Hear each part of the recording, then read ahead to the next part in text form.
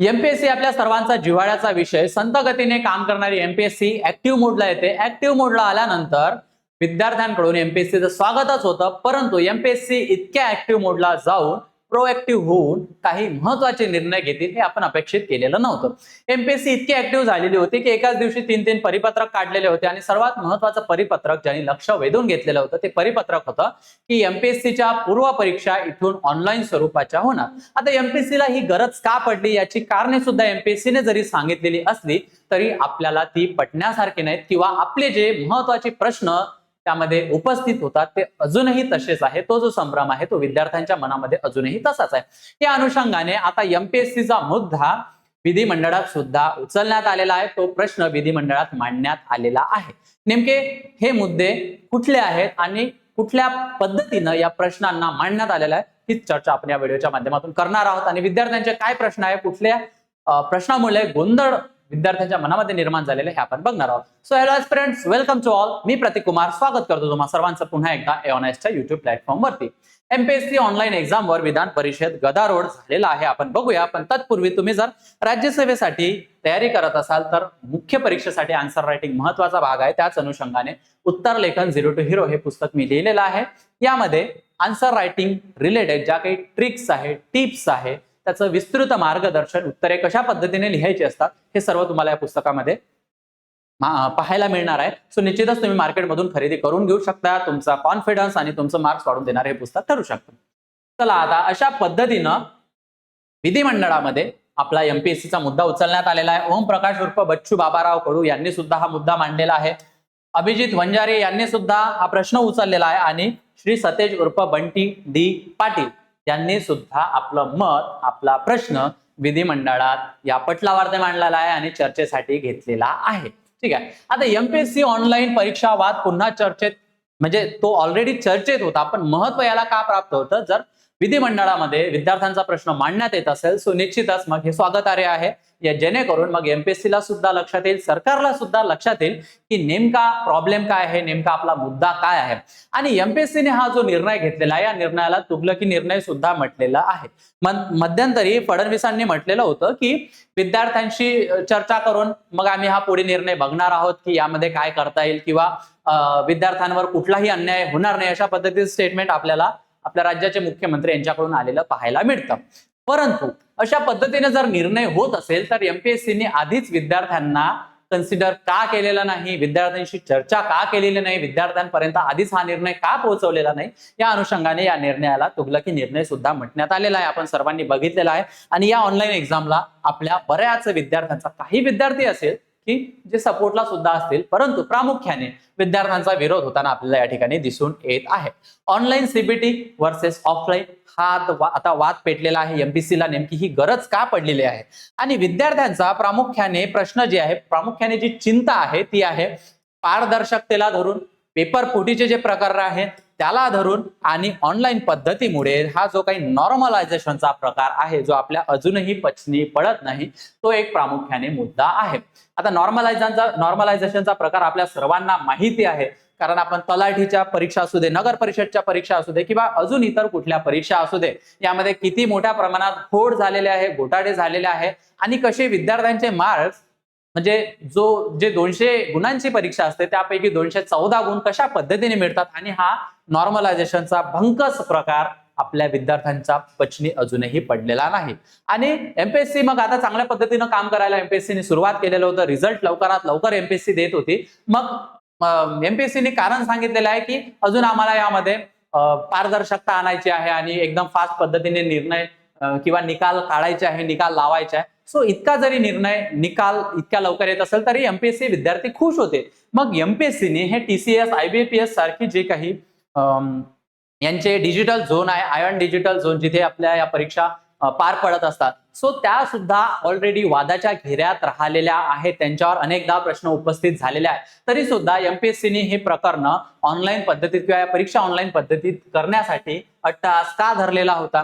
जेव्हा चर्चा अशी होती की ज्या सरळ सेवेच्या एक्झाम आहेत त्या सरळ सेवेच्या एक्झाम एमपीएससी कडे ट्रान्सफर कराव्यात, अशा पद्धतीच्या चर्चा आपण बघितलेल्या होत्या. आणि मग मधातच एमपीएससीचं नवीनच काहीतरी आपल्याला दिसून येतं की ज्या एमपीएससी कडे परीक्षा आहे त्याच ऑनलाईन स्वरूपात आम्ही करणार आहोत. आता नेमकं काय आहे हे आपल्याला अजूनही माहिती नाही. आता ऑनलाईन परीक्षेला विरोध का आहे हे या सर्व गोष्टी आपल्याला माहित आहे, पण पुन्हा पुन्हा या चर्चा करणं हे आपल्यासाठी अतिशय जास्त महत्वाचं आहे, जेणेकरून हा मुद्दा चर्चेत राहील. तो ग्रामीण विद्यार्थ्यांना तांत्रिक अडचणी, आपण बरेच विद्यार्थी बघितलेले आहे की कॉम्प्युटर हँडलिंग जे असेल किंवा त्या पद्धतीची जे परीक्षा पॅटर्न आहे ते अजूनही बऱ्याच विद्यार्थ्यांच्या लक्षात येत नाही. हा एक मुद्दा राहिलेला आहे. परंतु सर्वात महत्वाचं काय तर विविध शिफ्टमध्ये वेगवेगळ्या काठिण्य पातळीचे जे परीक्षा कंडक्ट केली जाते, तो निश्चितच की पहिल्या शिफ्टमध्ये जे आलेले प्रश्न आहेत ते दुसऱ्या शिफ्टमध्ये विचारल्या जाणार नाही. मग अशा 3 शिफ्ट होताना आपण बघितलेले आहे. मग प्रत्येक शिफ्टला वेगवेगळा पेपर, वेगवेगळे प्रश्न, ठीक आहे, आणि वेगवेगळ्या प्रश्नांची वेगवेगळी उत्तरं आणि वेगवेगळ्या या परीक्षेची वेगवेगळ्या पेपरची वेगवेगळी काठिण्य पातळी. म्हणजे प्रत्येकाला हा जो काही लेवल प्लेइंग फील्ड आहे ते मिळत नाही. एखाद्याचा पेपर न्यूट्रलला येतो, एखाद्याचा सोपा येतो, एखाद्याचा हार्ड लेवलला येतो. मग तुम्ही अभ्यास केला काय, नाही केलेला काय, तो या पद्धतीचं जर पॅटर्न असेल तर निश्चितच ही फेअर डील सर्वांसाठी ठरत नाही. ठीक आहे, याला अजून आपण समोर बघणारच आहोत. संगणक व इंटरनेटवरील अवलंबित व खाजगी परीक्षा केंद्रावरील नियंत्रणाचा प्रभाव. आता अजून हा जास्त महत्वाचा मुद्दा आहे. बघा, आपण हा मुद्दा डिस्कस करणार आहोत की वेगवेगळ्या शिफ्टमध्ये आणि जो नॉर्मलायझेशनचा प्रकार आहे, आणि दुसरं महत्वाचं की खाजगी परीक्षा केंद्रावरील नियंत्रणाचा प्रभाव. जसे पेपर फुटीचे प्रकरण झालेले आहे त्यांचा जो ऑफकोर्स जर एमपीएससी कडे हे जे ऑनलाईन सेंटर्स असतील ते तर सध्या अवेलेबल नसतील. टीसीएस, IBPS यासारख्या यंत्रणा आपल्याला त्या ठिकाणी ऑनलाईन परीक्षा ज्या आहेत त्या घेताना दिसून येत असतात, आणि त्यांच्यावर जे प्रश्न उपस्थित झालेले आहे, कारण की जे नियंत्रण आहे आणि त्या नियंत्रणामध्ये जी तफावत आहे हे एकूण प्रकरण परीक्षा फुटीला किंवा पेपर फुटीला सामोरे गेलेले आपल्याला दिसून येतात. अशी अनेक वेळा आपण मग इव्हन ते आपले तलाठीचे पेपर असू दे, नगर परिषदचे असू दे, कोर्टाचे असू दे, किंवा अजून जिल्हा स्तरावर जे काही परीक्षा घेण्यात येतात, अशी अनेक पेपर या आधीही फुटलेली आहेत. जवळपास 45 वेळा पेपर फुटीचे प्रकरण आपण बघितलेले आहे. आता सर्वात महत्वाचा जो विरोध आहे किंवा वाद आहे तो आहे नॉर्मलायझेशनचा मुद्दा. नॉर्मलायझेशनचा मुद्दा काय आहे तर वेगवेगळ्या शिफ्ट मधील गुण समायोजित करण्यासाठी हा नॉर्मलायझेशनचा प्रकार आणण्यात आलेला आहे. एमपीएससीने सांगितलेलं आहे की पुढे आम्ही कशा पद्धतीने नॉर्मलायझेशन करणार आहे किंवा पुढे ते सांगणार आहेत. तो आता या ज्या काही 3 शिफ्ट आहे यामध्ये जो पेपर होणार आहे, ज्याची जी काठिण्य पातळी आहे त्या प्रत्येकाला ही काठिण्य पातळी किंवा हा जो पेपर आहे तो समान लेवलवर आणण्यासाठी हा नॉर्मलायझेशनचा असा भंकस प्रकार आलेला आहे. आपण या नॉर्मलायझेशन मध्ये बघितलेले आहे की गुण असतात 200 आणि विद्यार्थ्याला गुण मिळतात 214. मग हा नेमका कसा प्रकार आहे, हा नॉर्मलायझेशनचा कसा प्रकार आहे जो विद्यार्थ्यांचाही अजून लक्षात येत नाही, आणि कशा पद्धतीने मग एखाद्या विद्यार्थ्यांचा 1 मार्क वाढतो, कोणत्या विद्यार्थ्यांचा मार्क सुद्धा वाढत नाही, आणि कोणत्या विद्यार्थ्यांचे 20-20 मार्क सुद्धा वाढलेले आपण बघितलेले आहे. म्हणून हा सगळ्यात भंकस प्रकार जो आहे तो आहे नॉर्मलायझेशनचा. पण कोर्टाने सुद्धा नॉर्मलायझेशनला व्हॅलिड त्या ठिकाणी मांडलेला आहे, पण ती गोष्ट आपल्या अजून लक्षात आलेली नाही. काही भरती प्रक्रियांमध्ये गुणवत्तेवर परिणाम झाल्याचा दावा आहे. विद्यार्थी सॅटिस्फाईड या नॉर्मलायझेशनमुळे होत नाही.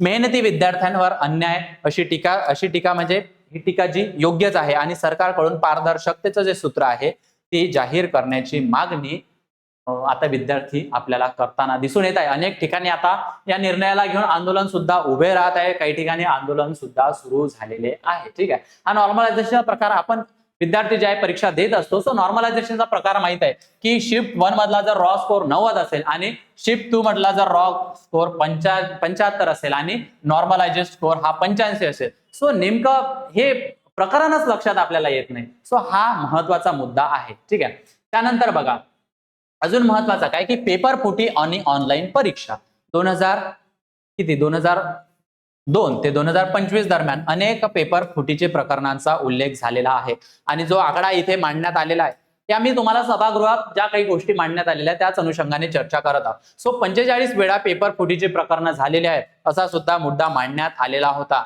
आणि पेपर फुटीमुळे विद्यार्थ्यांच्या करिअरवर परिणाम ऑलरेडी तसाच परिणाम होत आहे. अनएम्प्लॉयमेंटचा जो रेट आहे तो आपल्याला नव्याने सांगायला नको, आणि सरकार मग यासाठी काय करत आहे, आणि त्यातल्या त्यात अशा पद्धतीने जर सरकारच्या वतीने एमपीएससीच्या वतीने असे निर्णय जर आणत असतील तर हा सुद्धा विद्यार्थ्यांना अजूनच परिणाम करणारा घटक आहे. विद्यार्थ्यांच्या मानसिकतेवर परिणाम करणारा हा भाग आपल्याला म्हणता येईल. परीक्षा रद्द झाल्याने अनेक वेळा पैसा आणि मानसिक तणाव वाढतो. म्हणजे जर पेपर फुटीचं प्रकरण झालं, परीक्षा रद्द होतात, आता टीईटीची परीक्षा, नीटची प्रकरणं असतील, अशा अनेक प्रकरण आपण बघितलेले आहेत. सो एमपीएससीची जर ऑनलाईनची एक्झाम झाली तर पेपर फुटीचे प्रकरण, आणि मी एक चर्चा ही सुद्धा ऐकलेली होती, एका मित्राशी माझं डिस्कशन झालेलं होतं, त्याच्या कॉन्टॅक्ट मध्ये अजून एक दुसरा जण होता, तो एमपीएससीची ऑनलाईन परीक्षा झाल्यामुळं इतका खुशीत होता. खुशीत का? कारण त्यांचं काहीतरी सात लोट या पेपर फुटीमध्ये आहे का, आणि त्या अनुषंगाने तो व्यक्ती तिथे तो, म्हणजे निश्चितच याला काही आपल्याकडे व्हॅलिड पुरावा नाही, पण